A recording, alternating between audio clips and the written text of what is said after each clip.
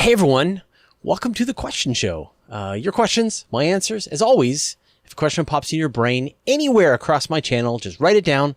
I'll gather a bunch of them up and I'll answer them here.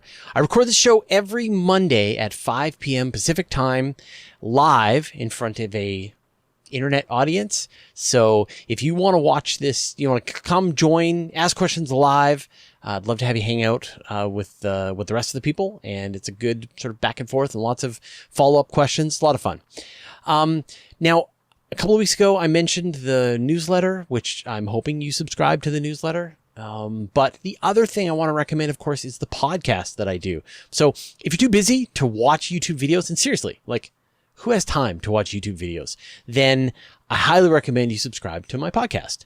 And essentially it's just an audio version of everything that I do. So all the interviews, all of the question shows, plus all of the interviews that I do with other people. So if people want to ask me questions and have me on their show, I'll usually try to pull off a copy of the podcast, their podcast, and add it to my podcast. And so if you want to hear more like behind the scenes or like my story or just like what we're working on with Universe Today or some of the other kind of more philosophical stuff, sometimes those are pretty entertaining. So you might enjoy that. So just do a search for Universe Today podcast or go to universetoday.com/audio and you can sign up. All right, let's get into the questions. HPA 97. Would it be possible to have a sphere of liquid like water that can maintain its shape without having a rocky core while also being stable and not evaporate? There were a bunch of questions in there, so I'll try and kind of break it into its component pieces. So if you had a planet's worth of pure water just hanging out in space, would it form a sphere? And the answer is yes.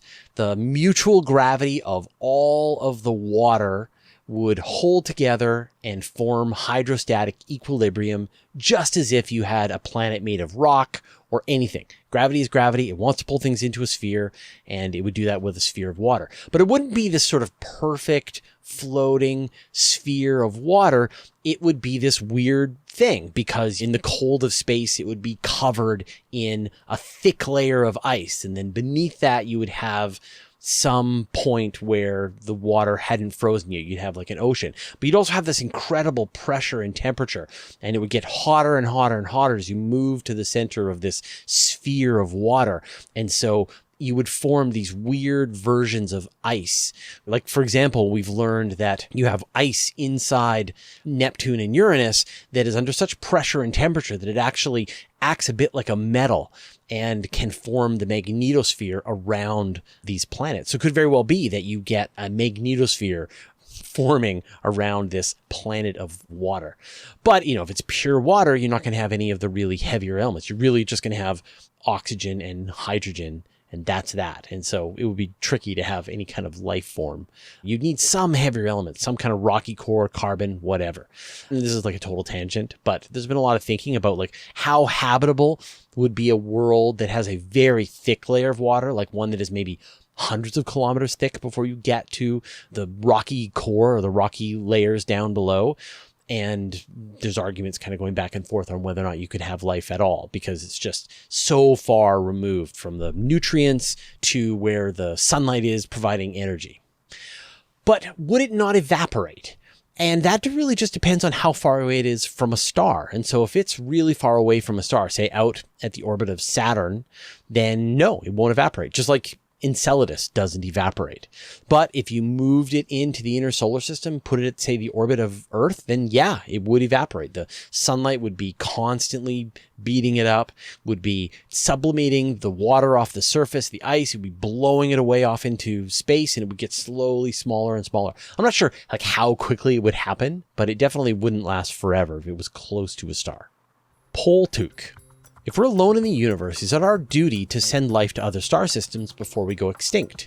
This is an idea that I think a lot about. And honestly, this is one of the ideas that got me so enthusiastic about space exploration and astronomy when I started Universe Today about 21 years ago. And just this idea that, what if we're alone in the universe? Like, obviously, everyone always says, like, there's no way we're alone in the universe. But what if we are? What if we're the only place that life is formed? does life make the universe better? I mean, obviously, it has its problems, has its faults, but I think most people would agree that having life in the universe is better than having not life. That pandas are better than boulders. That whales are better than silt. So I just feel like having life in the universe makes it better. And so then if we are alone and we're the first technological civilization to reach this point, then do we have a moral obligation to help life spread across the universe? And I think we do. You know, as I mentioned in a couple of episodes ago, that we've only got, say, 500 million years before the sun boils the oceans off of planet Earth. And maybe we've gone extinct, but maybe we used up all the metals and the oil and all of the easy access to various minerals and stuff. And so then when the dolphins rise, they don't have anything to work with. And then when the octopuses rise, they don't have anything to work with. And so nobody can achieve a spacefaring civilization. It's up to us. And if I sort of think about like the biggest priorities, like what should we be doing? We should be searching for life to just find out if we are alone in the universe. And amazingly, that is a scientific question that we could answer, because the larger a sphere of the Milky Way that we explore and examine and don't find any evidence of life, then the less chance there is of life being common in the universe, right? If we examine a sphere of the Milky Way that's 1,000 light years across, and we've got such powerful telescopes that we don't see any biosignatures on any of the planets orbiting any of those stars, then that's a pretty good sample of the Milky Way. And it tells us that life is either extremely uncommon or we're the only ones. And so the priority is to search for life. And if we continue to not find life, then the second priority is to make sure that we don't go extinct. And I would say the highest priority of that is to take better care of Earth, because we are ruining the best place in the universe. And then once we've made sure that we're taking good care of Earth, then let's do a good job of spreading out across the solar system. And maybe we do those two things. You know, we can walk and chew gum. Let's take good care of Earth and let's explore the solar system and get all of our eggs out of this basket. And let's figure out a way to potentially move to other star systems. So yeah, I personally think it is our duty that the universe is made better with life, and let's share the bounty that has happened here on Earth. Jeremy Harris. Could an advanced future civilization cheat the heat death of the universe by creating energy from tidal friction? For example, moving moons into close orbits around planets like Io and Jupiter and then harvesting the energy created. Would it be theoretically possible to do this even with objects that had already cooled to the background temperature of the universe? First, you can never cheat the heat death of the universe. In the end, the heat death of the universe will win. But you can, of course, try to prolong your existence in the heat death of the universe. And so the thing that you're describing, like, you know, we know that, say, Io is heated to the point that it's got the most volcanoes in the solar system because of these tidal interactions that are happening between Io and Jupiter. And Jupiter is flexing Io back and forth and kind of squeezing and squishing it and warming it up. Same thing's happening with Europa. And yeah, absolutely. If you had a giant planet floating in space and you had a series of moons orbiting around it, then they would interact with each other and with the planet, and it would cause tidal flexing and it would warm them up. But that would just be a delaying tactic. The price you pay for this tidal flexing is that you lose orbital momentum. You lose all the variation. And so what's going to happen is eventually the planet and the moons are going to be in lockstep with each other. They're going to be orbiting around in exactly the same way, lined up in a certain kind of resonance. They'll be tidally locked to the planet, and there will be no more room for tidal interactions. And then everything will cool down to the background temperature of the universe. So every single idea that you can ever have to cheat the heat death of the universe is going to end up with the same answers, which is you can't cheat the heat death of the universe. But with energy conservation, you can imagine really clever ways. You're feeding a black hole sips of energy, you're dismantling stars and then creating fusion based on the hydrogen that you're pulling out of them. That's way more efficient than a star just going crazy, burning through all its hydrogen and then exploding as a supernova. So there's plenty of ways that, you know, once we get to an advanced enough level of technology, we can lengthen out the amount of time it's going to take before we run out of energy. But in the end, we have to run out of energy. Subnet mask. Hey Fraser, of all the planetary bodies that we know of apart from Earth, which offers the longest survivability for a human wearing nothing but lots of layers, a really warm coat, and a gas mask? The way you described that question, there's really only one place that you could exist for a long time, and that would be on the surface of Titan. Titan, of course, has an atmosphere that's about 1.5 times as thick as the Earth's atmosphere. It has very cold temperatures, but it has that atmospheric pressure. And so you don't need to have a spacesuit. You just need to have a really warm coat. But the atmosphere is not breathable. And so you would need some kind of breathing apparatus as well. I mean, essentially, you're going to need to have a coat that is so complete with such heaters that it'll feel like a spacesuit, but it won't need to be pressurized against your body in the same way that a spacesuit does. So that's pretty much the only place that you could walk around outside without a pure spacesuit. But there's a couple of other places. So the other idea, of course, is that you could be in the cloud tops of Venus. You could be about 50 kilometers above the surface of Venus. And at that point, the temperature of the planet and the pressure are roughly the same as the Earth. So once again, you could stand outside on your cloud city on Venus in your short sleeves, or probably a coat, and again, a breathing apparatus because the atmosphere is carbon dioxide, and you would be fine. And then there's places that you could go that it would be a lot quicker. Like you could swim in the ocean of Enceladus or Europa briefly, and you wouldn't need to have a spacesuit because you'd be in water.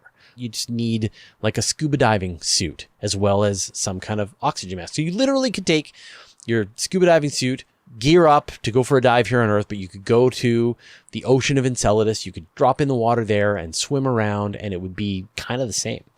You could survive briefly falling into the atmosphere of, say, Uranus or Neptune until the pressures get too great, but that's about it. But there are a few places you can go. Let me know how it works out. Kim Barron, what would be involved in decommissioning the ISS or Hubble since they're kind of large?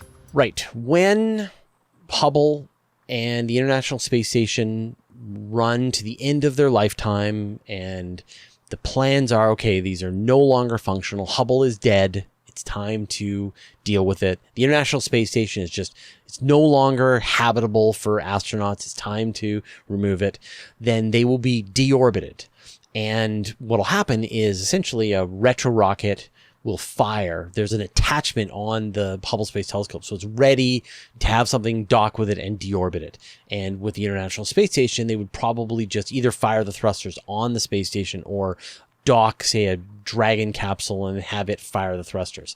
And this happens from time to time. And actually, there's a place in the Pacific Ocean where all of these spacecraft go, if they can do it. Sort of this big chunk of the ocean where there's no islands, there's no population, the chances of anybody having any problems are very low, and they will deorbit it through the atmosphere and crash it into the ocean. And with these larger objects, say the size of the space station, the size of Hubble, etc., lots of this will survive the entire atmospheric reentry and plunge into the ocean. And if you don't do that, then some of these larger satellites, it's just random where they crash into the Earth. So, in most cases, when countries are being responsible, they build in the deorbiting capabilities so that they can crash into the Great Pacific Graveyard at the end of their lives. And for some countries which have not been responsible, they have crashed them into Canada and Australia. And sometimes they get lucky, or mostly they get lucky and they crash them into the ocean. But, do you really want to be responsible for having your satellite crash into a population? So most of the time people set up deorbiting capability on the space station or satellite. More questions in a second, but first I'd like to thank our patrons: Corey Chapman, Ben Galvin, Dennis Van Lind, Bill Hamilton, Choo Choo, and the rest of our 781 patrons for their generous support. Want our videos early with no ads? Join our community at patreon.com/universetoday. Trey Harmon. Hey Fraser, could the hypothesized Planet 9 be explained by our sun actually having a dim binary sibling that we haven't yet identified? Just a crazy thought, maybe a distant brown dwarf. That's a good question. It's not a crazy thought. And in fact, NASA launched a mission called WISE that its primary job was to search for brown dwarfs in the vicinity of the sun, the solar system. And using WISE, they were able to essentially rule out any objects the size of Jupiter or Saturn in the outer solar system within about 50,000 astronomical units of the sun. So we know for sure that there is not a Saturn-sized, Jupiter-sized, brown dwarf-sized object out in the outer solar system. That leaves a Neptune-sized object that is closer, and that's what Planet 9, if it is out there, has to be, or smaller. Colonel Zach, if we don't sufficiently tackle the climate emergency, how will space exploration be affected in the short and long term? I like that term, climate emergency, climate apocalypse. Like I don't like climate change or global warming. They just sound too tame. So I've been mulling around different catastrophic terms to use for this, just to really kind of hammer it home. So how would space exploration be affected by climate change? Well, obviously, the Kennedy Space Center is built on low-lying swamp in Florida, which would be inundated by the oceans. And a lot of the space centers are built near oceans, so you can imagine that would be an issue. But I think larger, you're just dealing with the economic implications of having to pour money into building dams, building dikes, dealing with water, dealing with drought, dealing with repopulating people that are having to evacuate various regions. It's like a war. Like when you have a war, all you're focused on is basic survival. And it's only once you've wrapped it up, you can actually start to get back into a growth stage of your economy. And I think it's going to feel a bit like a war in the coming decades. And that just means that concentration is going to be off things like space exploration. And so, that's the worst case scenario. The best case scenario, of course, is that the world's nations decide to agree on the various summits that they've done, and they draw down their greenhouse gases and meet the 1.5 degrees Celsius climate targets, and the climate of the Earth is not too dramatically changed, leading to various repercussions. And then we don't worry about it. So I guess it just kind of depends on how bad it is. Like, one of the great things about space exploration and just like this kind of work is that it teaches us a lot about the Earth. I mean, think about all of the rockets and satellites that are doing Earth observation. I mean, we wouldn't know the state that we're in without this space technology. But also just like all of the research that's happening with astronauts, trying to keep astronauts alive in a closed environment. I loved the Biosphere 2 experiment. Like, I know a lot of people kind of laughed about it, but just this idea of attempting to close up an environment and then figure out where it breaks, where it runs out. What do we not understand about how the environment works? It's incredible. It's so important. I mean, literally, if we try to build a space station, we would need to learn all of that knowledge. Why not just do it here on Earth? Yeah, I know I'm kind of rambling. Climate emergency, depends on how bad it's going to be. Space exploration will teach us a ton about the climate, about the Earth, about how to live in a more environmentally protective way. And I hope we don't have any sort of bumps in the road along this path of space exploration. TP Seeker. Was it a type of mold bacteria found on the outside of the ISS, and would it be considered an alien life form? There was this rumor going around a couple of years ago that Russian cosmonauts had found some kind of bacteria living on the outside of the International Space Station. And I think it was debunked. I haven't really sort of been keeping track of it. But that said, there have been actual experiments, and I've done a video or two on these. There's been experiments that have been flown to the International Space Station where they took like the hardiest life forms of Earth, opened up the doors and exposed these life forms to space for years. The hot, cold temperatures, the vacuum of space, the dryness of space, all of the radiation from space. And then they closed it up and brought these life forms back to Earth. And some of them didn't do so great, and others were able to survive and even thrive. So it shows that we have life forms on Earth that are perfectly able to fly to space and be on, say, the outside of the International Space Station and still be fine. They wouldn't grow, but they could be in a state of hibernation and then grow later if they were able to make it back down to Earth. So you could imagine, like we were talking about earlier in this episode, right, that you've got, some bacteria has made it to the outside of the International Space Station, and then the International Space Station crashes back down to Earth in 10 years when it's deorbited, and the life forms on the outside, they reach the ocean again, they're like, time to get back to work. So life finds a way. DHR 18. If we discover an Oort cloud or Kuiper belt in another star system, do we use those names, or is there a more generic name? I think they will be called, we've reported on the discovery of Kuiper belts in other star systems. So this has already happened.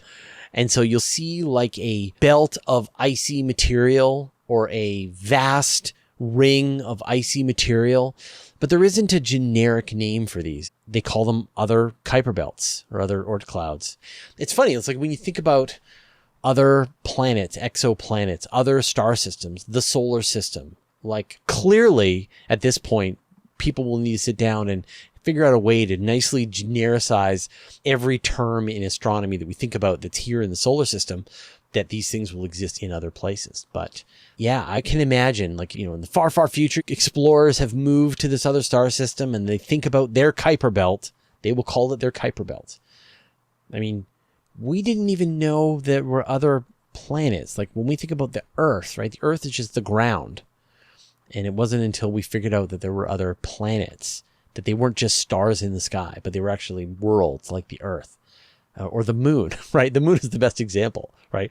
What do we call, the moon? So maybe so what we do on Universe Today is we capitalize the moon, but then we uncapitalize other moons. We capitalize the universe, but we uncapitalize other universes. And so maybe we would have lower capital Kuiper belt in other star systems, grammatically. Mayer's 12. Hey Fraser, with the mass and dark matter, does our galaxy have an escape velocity?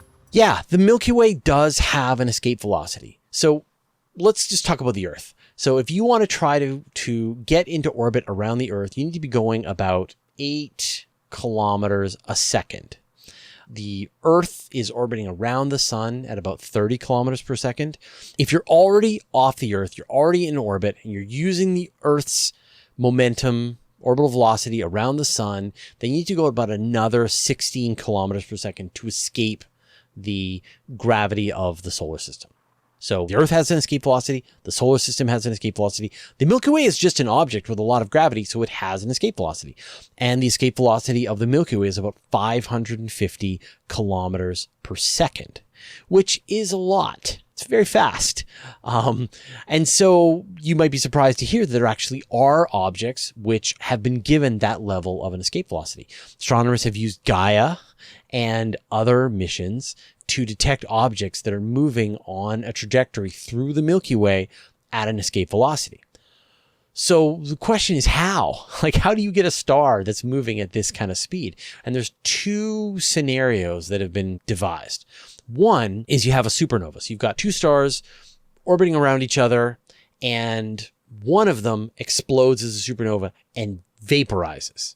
And now suddenly you've got this other star, which was sort of wheeling around in this gravitational hold, now is like you've had a sling and you've just let the rock go and it just heads off in this new velocity.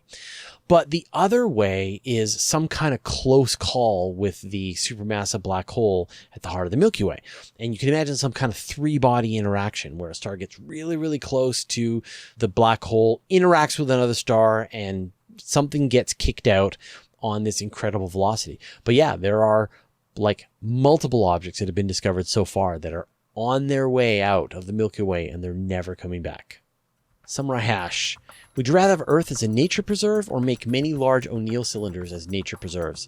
Why choose? I mean, I think that life is better with nature being preserved. Like, people live in cities I mean, maybe there's a few people that just love the glass and steel and concrete and driving beeping cars and ambulances and fire trucks and all the noises and the pollution and all that. But my guess is people live in cities because they have to, because that's where the jobs are. You put up with it. Yeah, but there's all kinds of cool cultural things that happen in cities, but life is made better with nature, with access to trees and oceans and rivers and animals and wildlife and all that kind of stuff. So I think that the hope for space exploration is that we can push a lot of the polluting heavy industry off of Earth and out into space, and then we can try to let Earth just become the best place for life, including human beings, but hopefully we can have a smaller footprint on the planet, and then we can just pollute the space. Who cares, right? It's just rocks and starlight and, lots of space out in space. But then, would O'Neill cylinders make nature preserves? No. I mean, the technology that's going to be required to keep a biosphere going in orbit, you're going to have to deal with the temperature, with the pressure, with the radiation, artificial gravity, energy. You're going to have all kinds of machines that are keeping everything going all the time. So it's going to be incredibly difficult. Not dying in space is an incredible accomplishment. Now, who knows? In the future, hundreds of years from now, our technology may be so good that we trivialize living in space, and then maybe we can perform some interesting experiments. We can have places that are like the best savanna or the best desert or whatever out in space and try to preserve the various wildlife that we have here on Earth. Because over time, Earth will try to make everything go extinct, right? 99% of all species that have ever lived have gone extinct, and Earth is just going to keep that up. So maybe we will sort of start preserving life forms off Earth, but that's going to take a long time. All right, those are the questions this week. That was a lot of fun. As always, I do these shows every Monday, 5 p.m. Pacific time. So if you want, come hang out, ask your questions live. We're glad to have you. If you want a single comprehensive resource for space news, you'll want to subscribe to my weekly email newsletter. Every Friday, I send out a magazine of space news with dozens of stories, pictures, brief highlights, and links so you can find out more. Go to universetoday.com/newsletter to sign up. It's totally free. And did you know that all of my videos are also available in a handy audio podcast format so that you can have the latest episodes as well as special bonus material like interviews with me show up on your audio device? Go to universetoday.com/audio or search for Universe Today on iTunes, Spotify, or wherever you get your podcasts. And I'll put a link in the show notes. Thanks to all the moderators, and a special thanks, as always, to Chad Weber and Nancy Graziano.